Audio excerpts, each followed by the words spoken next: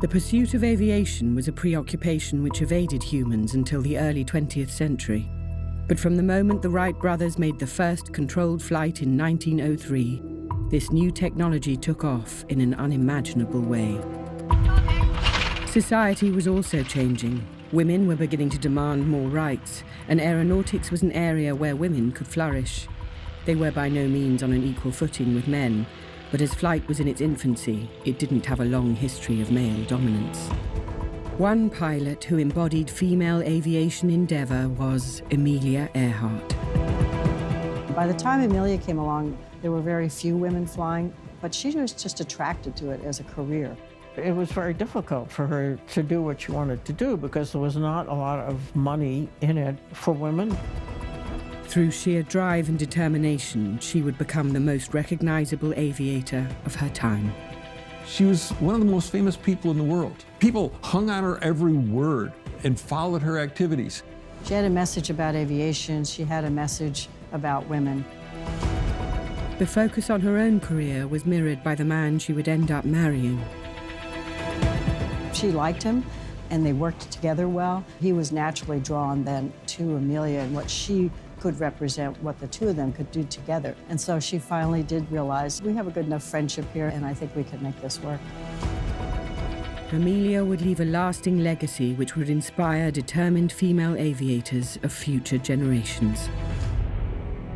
Amelia was able to reach people further from just being an aviator. She resonated with them as a courageous and very honest person.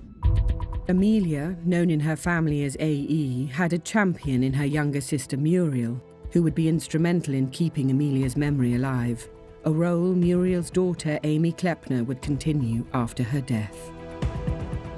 People seemed to think she was around all the time, but she wasn't. I mean, she was very busy with her own life, and she only visited very rarely when she was on the East Coast for some other reason. She wrote the book because she did think she was in a unique position. She knew that she was the only one who really had had that close association with A.E. To this day, many are still trying to solve the puzzle of what actually happened to Amelia. Countless theories have been explored, but still her disappearance is an open-ended mystery.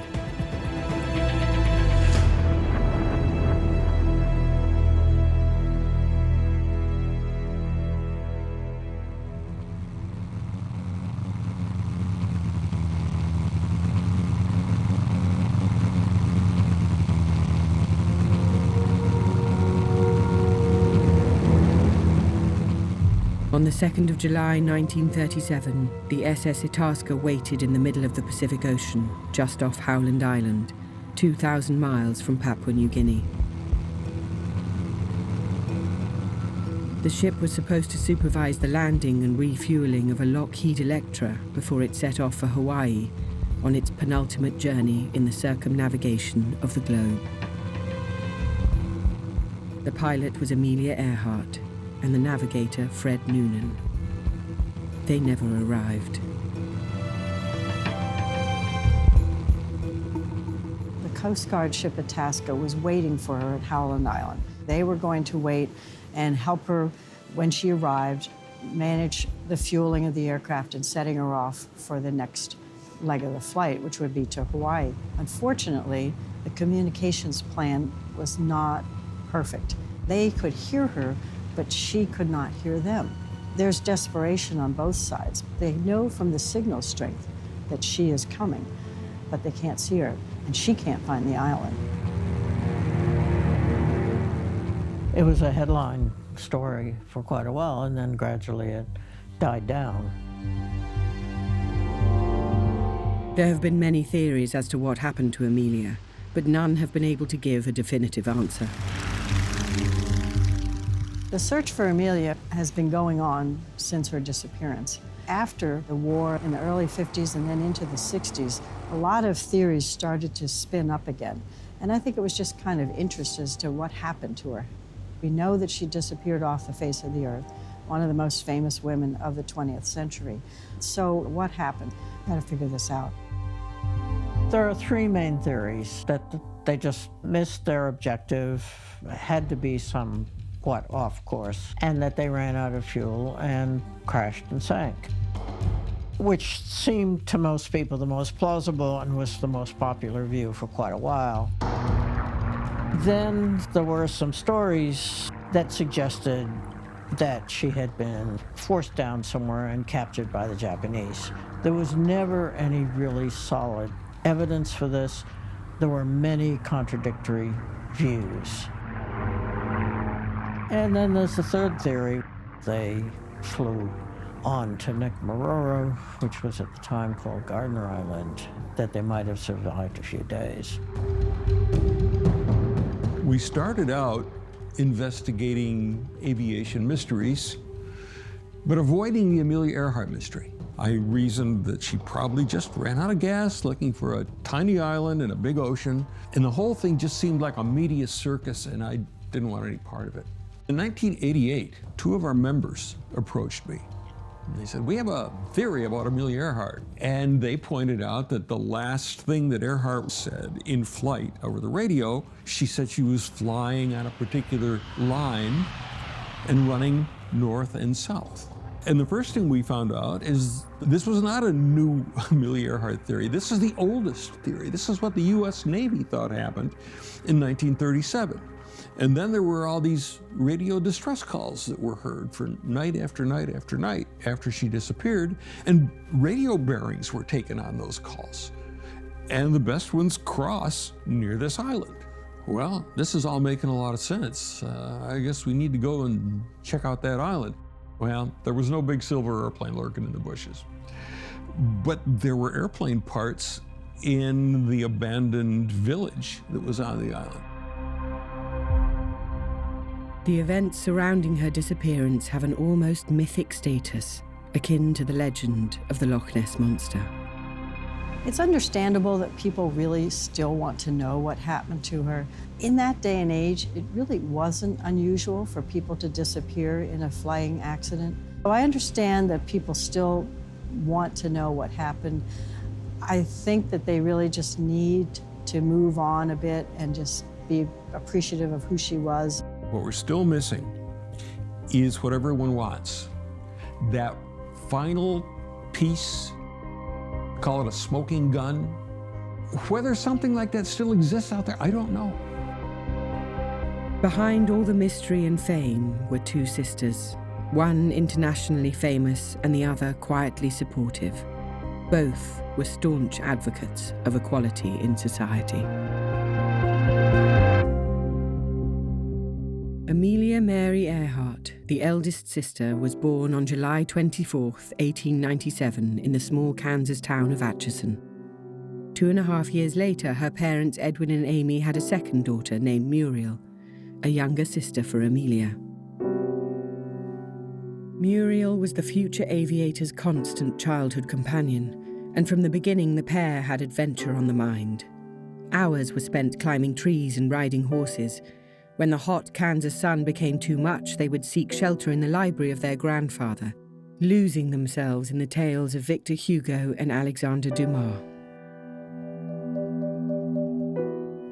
I think my grandmother instilled in them a great love of reading, so reading was always very important to them. They didn't do a lot of the usual little girl activities. They were both tomboys and liked sports. They played baseball and at one point asked for a football for Christmas. And they were very active. Growing up in Atchison was typical for Middle America at that time. If you were in a small town, there's a little level of society. They were kind of in the upper level of that, but they were outside playing with all their friends, you know, doing the normal things that you do in a normal small town in the Midwest like that. This stable period in their lives would, however, come to an end. My grandfather was an alcoholic, and that became more of a problem.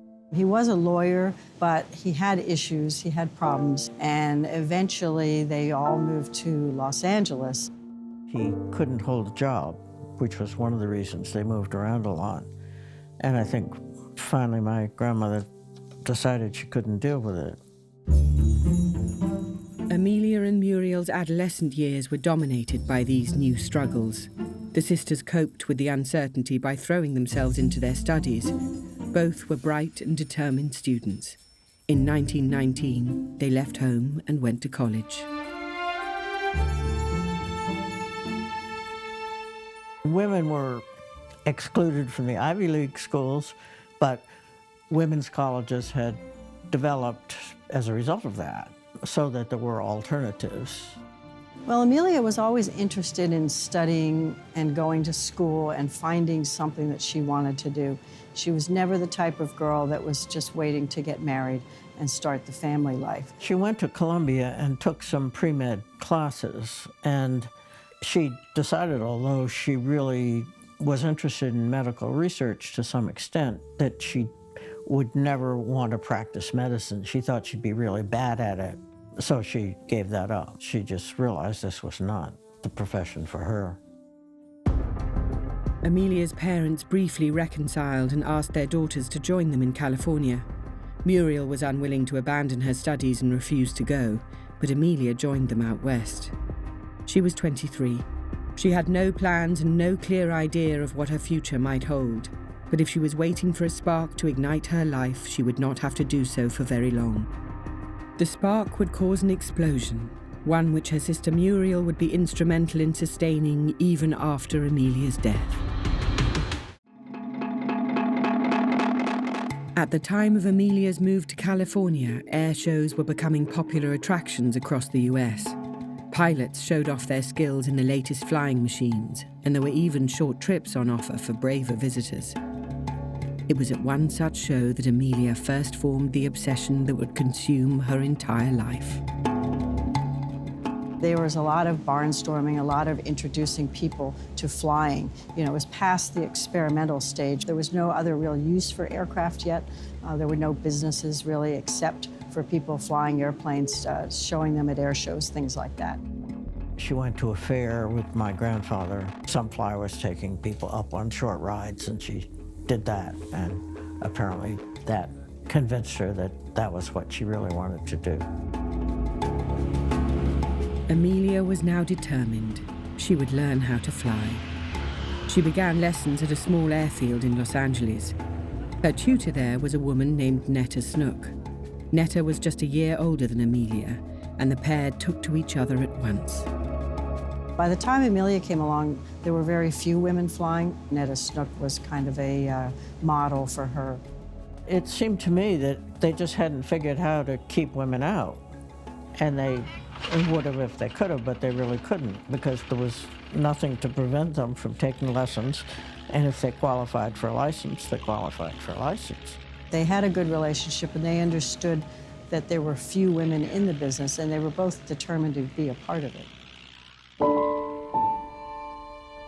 By this stage, Muriel had completed her studies and joined the family out west. She knew what flying meant to her sister. So, in 1921, she lent Amelia her savings. With it, Amelia was able to buy her first aircraft, a Kinner Airster. After 3 years of flying the Airster, she was forced to sell it due to her parents' divorce. She and Muriel followed their mother back to Massachusetts. Sporadically flying when she could, it wasn't until April 1928 when her grounded career really took off. A year earlier, Charles Lindbergh had become the first person to fly non-stop across the Atlantic. The crossing, in his plane The Spirit of St. Louis, had made Lindbergh an international sensation. Now it was Amelia's turn. There was a woman named Mrs. Guest who had wanted to fly an aircraft across and be the first woman to fly across the Atlantic Ocean. Her family objected, and so the promoters started looking for another woman that might go in her stead. Amelia came down and was interviewed by G.P. Putnam. GP, for some reason, has had a really bad press. And I think it's really been unfair, because people have repeated stories and attitudes without ever having met him, as far as I can tell. Putnam was from a family with a publishing business, and he himself was a bit of an explorer, and he had done a lot of traveling as a child. He'd gone out to Oregon. He ran a newspaper in Bend. He was elected mayor of the town. I mean, he can't have been such an awful person. He really loved promoting people that were going out and doing new and different things and trying different types of treks and flights and things like that. So he offered to become her publicist and help her make her way in aviation. More experienced men were to pilot the plane, and Amelia would be little more than a passenger. Nevertheless, she quickly agreed. On the 17th of June 1928, her plane Friendship left Newfoundland and headed across the Atlantic. A little over 20 hours and 40 minutes later, Amelia's plane landed at Berry Port, a small town in South Wales. Miss Earhart's aircraft, Friendship, taxis toward English shore at Southampton after first landing in Wales. There's Miss Earhart in flying togs. Her life changed forever. It was a dramatic moment in history. It doesn't make a lot of sense because she was only a passenger, but still, she was the first woman to actually fly across the Atlantic. And at this point, in 1928, it was still very dangerous to do so. With long-distance flying, there was always anxiety, and I think as far as the family goes, they knew it was dangerous, but I think they'd accepted the fact that this is what she wanted to do. She toured in Europe there for a little while before she came back, and that was the beginning of her way of learning how to make a career in aviation. She sensed right away that things had changed, and she would be able to use this opportunity. Amelia enjoyed ticker tape parades in New York and Boston, which the proud Muriel attended too. But the crossing brought Amelia more than just fame. She and the handsome publisher G.P. Putnam had formed a deep bond during preparations for the flight. Their relationship blossomed in the months afterwards. Putnam was a business partner as much as a romantic one. He took every opportunity to spread Amelia's fame, even sidelining other pilots he thought might threaten her standing as the preeminent woman aviator. She was a strong woman. She would not have bought into that if that wasn't what she wanted to do. The fact is, he was enormously helpful to her, and she might not have had the career she had she not had him take over the management and the publicity and arranging the lecture tours, all the things that were necessary for her to keep flying, because it was expensive. Amelia and Putnam were determined to further her career in aviation, despite the majority of women at the time being expected to go down the more traditional route of raising a family. Amelia's sister Muriel had married in June 1929 and later had 2 children. I think she was not altogether happy in her marriage. My mother didn't have the same strong feeling about being independent. She married because she wanted to be married and have children. And I think her marriage, in some ways at that time, was more typical, that women did more or less give in, and to some extent they took a servant's role, and they served the meal and did all the child care and all the food preparation and the rest of it, and that was what was expected. Perhaps it was these difficulties which put Amelia off marriage. For a long time she resisted Putnam's proposals. Finally she relented, and on the 7th of February 1931, Amelia and Putnam were married in Connecticut. Unusually for the time, she did not take his name. She remained Amelia Earhart. But she really wasn't sold on marriage. She was sure that it would ruin her career in some way or another. This was what she had always felt. They really believed that marriage was a serious problem for a woman who wanted to accomplish anything on her own. I mean, she thought of it as kind of a trap, kind of a cage. And this is why she specified when she did marry that she was not going to give up her freedom completely. I think she didn't want to have children. Children would have interfered. She was a great advocate of birth control. In fact, she gave some birth control advice to my mother, which would have taken me out of the picture. Amelia, again with Stoltz & Gordon, is given a big city welcome. This time it's New York who lauds Amelia as first woman to fly across Atlantic. Despite Amelia's fame and undeniable determination, many in the aviation industry in fact had doubts about her abilities as a pilot. They thought she was far more adept at making the headlines than making a landing. For her part, Amelia was well aware of her limited role in that famous flight across the Atlantic.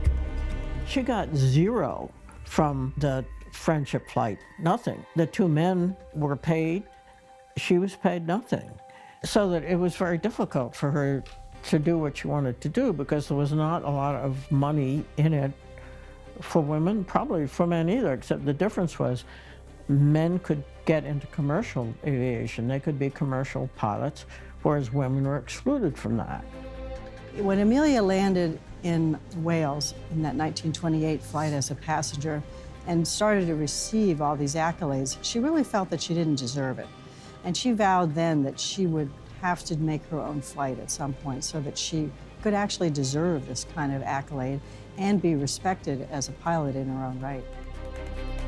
Amelia's drive and ambition to fly across the Atlantic would not stop at this accomplishment. She would go on to break other speed and distance records, constantly proving that being a woman was by no means a hindrance. Her thirst for bigger and more epic adventure would seal her name in history, but it would also have tragic consequences. At Hatboro, Pennsylvania in 1930, Amelia becomes first woman to fly an autogyro. Married to famed publisher, here helping her into strange craft, Amelia is Mrs. George Putnam now. But as far as planes are concerned, she's still Amelia Earhart of the airlanes, who will give flight to anything with wings. This is sort of ship Lady Lindy has never flown before, but she'll fly it just the same. Amelia was under pressure to maintain her status. She had little time for her family, whose requests for financial help were just another unwanted burden. Muriel, who had helped finance Amelia's first plane, was deeply hurt. I think she did become more and more controlling. What she did to help my mother was to loan my parents the money they needed to buy their first house. And she viewed this as a business transaction, and I think she thought it was not properly acknowledged. My grandmother, who was a really lovely person, had a really serious problem with money. She had extravagant tastes and couldn't manage money properly. AE gave her money, provided for her support, and resented the fact that my grandmother gave away some of that money. So there was a little bit of resentment there. Financial matters were always secondary as Amelia's focus was on her career.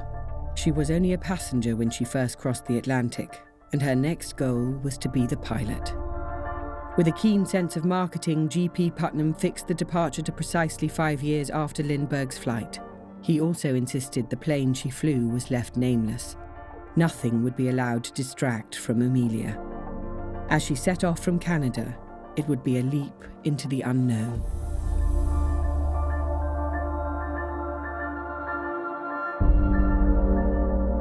There was probably anxiety in the family about all her flights because there was always a risk. Long-distance flying was risky.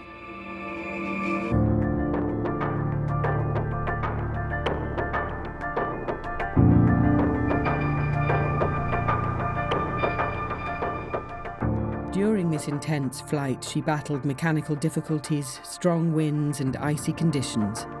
Her original destination was Paris, but after 14 hours and 56 minutes of flying, she landed in a field in Culmore, Northern Ireland.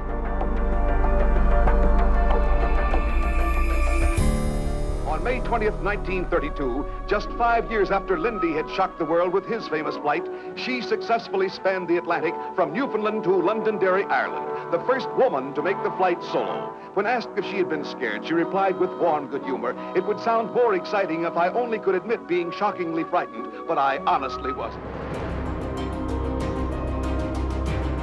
She was always fighting the fuel fumes, that sort of thing. And it was an ordeal, there's no doubt about it. The only other person to have done it was Charles Lindbergh. So that put her in quite a high realm there. From that moment on, she was well known. She had actually performed this flight on her own, and she was taken seriously, and then was able then to translate that into a career, which is what her hopes had always been. Having safely landed in Ireland, Amelia travelled Europe, where she was greeted by notable dignitaries and crowds of adoring fans. And on her return home, she was given a hero's welcome. Following this momentous flight, Amelia would go on to conquer several more aviation feats. There would be no stopping her. Amelia Earhart, America's heroine in the days when aviation meant adventure, readied her plane for another challenging exploit. The only woman to fly the Atlantic alone, she now planned her first trans-Pacific flight from Honolulu to California.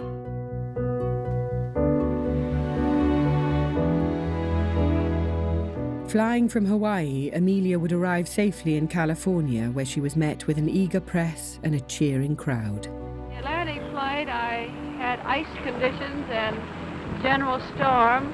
On this flight, really no bad weather at all except a few little rain squalls. I saw the moon and stars most of the night.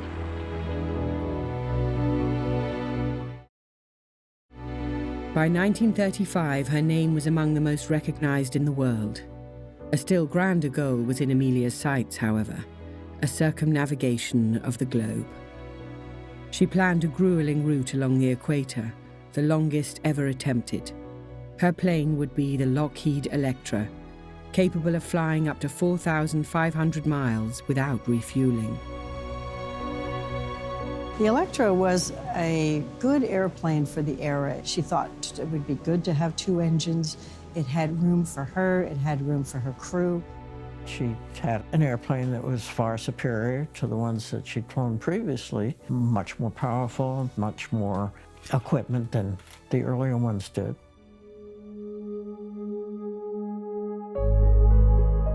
In March 1937, Amelia set off from California on the round-the-world record attempt. She flew to Hawaii and, after a rest day, planned to fly on across the Pacific. But as Amelia accelerated down the runway, she lost control.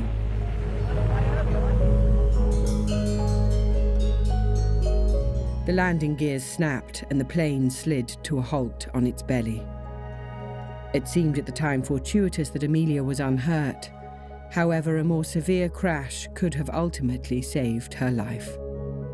After rapid repairs to the aircraft, Amelia took off again from California on the 21st of May, 1937. This time she headed east. Amelia Earhart and her navigator, Fred Noonan, said goodbye to George Palmer Putnam, her husband since 1931. The huge Lockheed Electra, dubbed by Amelia the Flying Laboratory, sailed off on a planned round-the-world trip. Her aim, ostensibly, was to gather weather information for use in a class she planned to teach in aeronautics at Purdue University. A month later, she had circled the world to reach Papua New Guinea. The great Pacific Ocean stretched out ahead of her, separating Amelia from the finish line by 7,000 miles. A reunion with her younger sister Muriel, with her husband G.P. Putnam, and with the rest of her family back home was almost in sight. The most difficult leg of the journey lay ahead. On the morning of the 2nd of July 1937, Amelia and her navigator Fred Noonan took off from Lae in Papua New Guinea. Their next stop was Howland Island, a barren dot in the middle of the Pacific Ocean, just 2.5 miles long. Precise navigation and expert piloting would be needed to find it. They fueled up the plane, and they knew that they had a long, long trip, about 2,500 miles, that was going to take anywhere from, say, 16 to 20 some hours. The hard part of that trip was finding the island. You're out in the middle of nowhere in this part of the Pacific Ocean. There's just nothing out there. There's no shipping lanes, there's no one else flying. So you really have to be spot on to know where you're going and have everything right.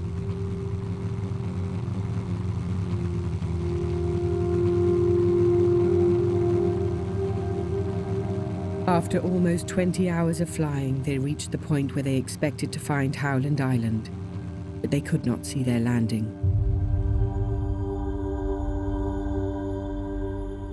Nor could they see the US Coast Guard cutter Itasca, which was stationed by the island and looking out for Amelia's plane.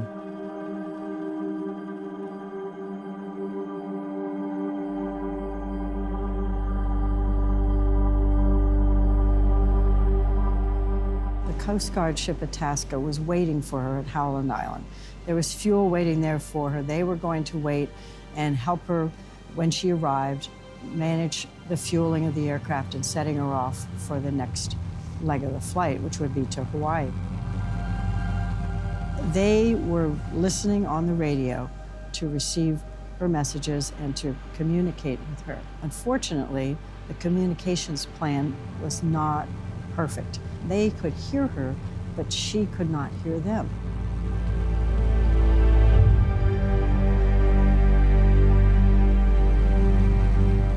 A flurry of confused, missed and half-distorted transmissions shot back and forth between ship and plane, but consistent two-way communication was never established. In the skies above the vast waters of the Pacific, Amelia was running out of fuel. 20 hours and 14 minutes after takeoff, one last confirmed radio message from Amelia was received on the Itasca. And then silence.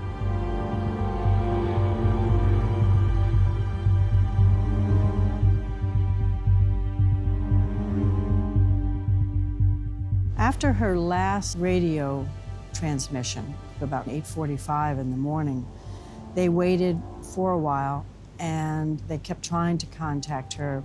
And then they signaled back to others back in Hawaii that they had lost her signal, they couldn't find her. And immediately after that, the Coast Guard and the Navy started gearing up for a search to try to see if she had come down somewhere. Now, there really aren't many places that she could have come down on land. But they searched waters, they searched some of the islands that were within a few hundred miles and did all they could. It was a massive sea-air search. Of course, there was a lot of anxiety. My mother was certainly hopeful during the 2 weeks or so when the Navy was searching, they would find her and that she would come back.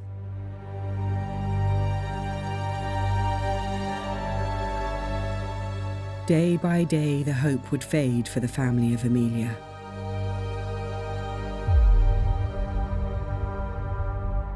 The whole world, too, were waiting for news of her.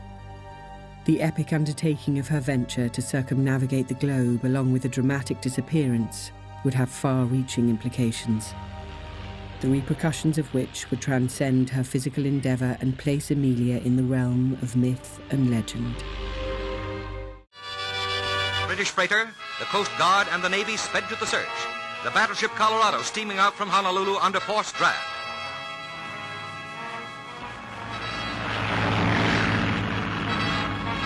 From California, the aircraft carrier Lexington, with 3,000 men and 72 planes aboard, races into the distant Pacific to join the greatest searching party in the history of aviation. On the 18th of July 1937, the search for Amelia Earhart was abandoned. The official conclusion was that her plane had run out of fuel and ditched in the ocean north of Howland. No wreckage or bodies were ever found. The years that followed would see Amelia disappear from public consciousness, and as the theatre of World War II began, more pressing matters occupied the headlines.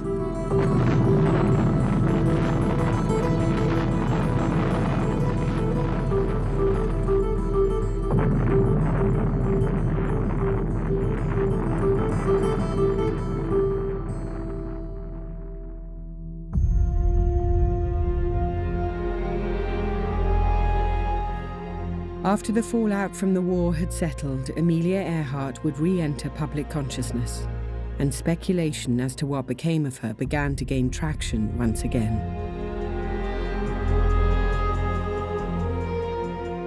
There were some stories that emerged after the Second World War that suggested that she had been forced down somewhere and captured by the Japanese. There were many contradictory views.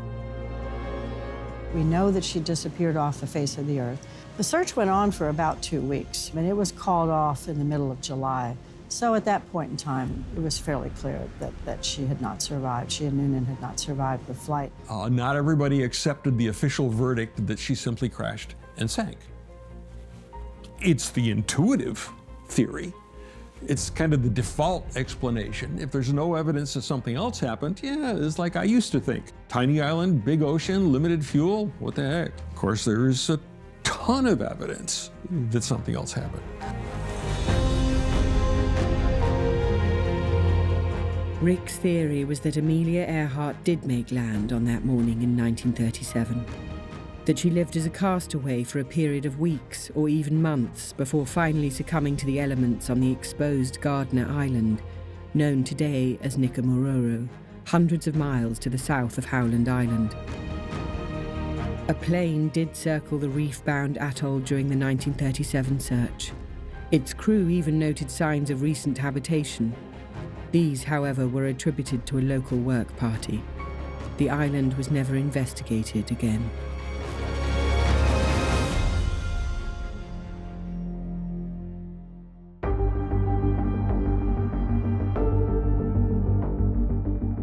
The efforts of Tiger have since established that no such group was active at the time, and more evidence was to emerge that Amelia had managed to reach land.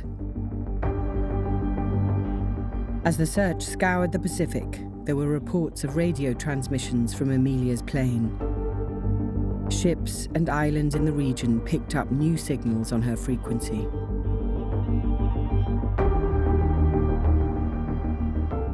The airplane's manufacturer, Lockheed, said, wait, if you guys are hearing radio calls from this airplane night after night, that airplane's not floating around in the water, it's on land. Not only that, it's on its wheels, because she's got to be able to run an engine to recharge the battery that the radio depends upon. Well, is there anything that had happened on Gardner Island at that time that could be attributable to Earhart? Well, as a matter of fact, 3 years after Earhart disappeared, when the British had gotten around to putting people on the island to set up a colony, the bones of a castaway were found. On a remote end of the island, remains of a fire, dead birds, dead turtle. This is a campsite. A castaway had tried to survive and it ultimately failed. There were parts of a woman's shoe, parts of a man's shoe, and a box that had once contained a sextant, navigational instrument. It was the same kind of sextant that Fred Noonan used as a backup instrument. We know that. We haven't found anything yet that can be absolutely conclusively linked to Earhart. There's no one thing. The problem with that theory is that I don't believe she had enough fuel to get there. When she said she was out of fuel, to be able to fly that distance further down is nearly impossible. She does not say, I'm out of gas, I'm going down. Mayday, mayday, nothing like that. Those who are sure that she crashed at sea make the assumption that because nothing further was heard from her, that she must have gone down. That immediately after that broadcast was made, an engine quit, and she was so busy setting up for a landing at sea that she didn't have time to make a distress call. I have to believe that she and Fred Noonan got very close to the island based on the strength of her radio signals. However, they just couldn't find it. So unfortunately, I think that they ran out of fuel and had to ditch the airplane in the sea. And that airplane would not have floated for very long. They would have gone down fairly quickly. The exact circumstances that led to Amelia's disappearance may never be confirmed. Any definitive answer would certainly come too late for her sister Muriel, who died in 1998. My mother found it very painful when people kept coming and saying they wanted to do searches. Probably $4, $5, $6 million over the ocean searches around Howland and Nicaragua. I've always thought it's money that could be much better spent. Nothing is being gained by this. You're not going to learn anything useful to aviation or to anyone else by doing it. Rather than dwelling on her death, those closest to Amelia understood that looking at her life could give something back to society. Amelia's widower, G.P. Putnam, who had been instrumental in her career, would work closely with Amelia's sister Muriel on a series of biographies. He also took financial responsibility for Amelia's aging mother. GB took over the support of my grandmother and provided her with money. And I think he showed great forbearance and great patience and really great generosity because he did support her for many years. Publishing her own book about Amelia, Muriel would also continue to speak publicly about the life and achievements of her elder sister. She knew that she was the only one who really had had that close association with AE. I don't think she really got tired of it. She continued to feel love and admiration for AE as long as she lived. In writing about the life of the world's most famous aviator, Muriel has helped redress the balance in aviation, which quickly became another male-dominated industry. Men had the advantage. They got their aviation training in the service. That training allowed the men to get the job as commercial pilots, and women were not able to do that. She went on to be able to use her presence to support women in college, taking engineering courses, to suggest that women could have careers and maybe have an alternative to family life if they chose. The tale of these two sisters can be viewed as a story of the society they were living in. A society where women were slowly being allowed into different industries, but at the sacrifice of family life.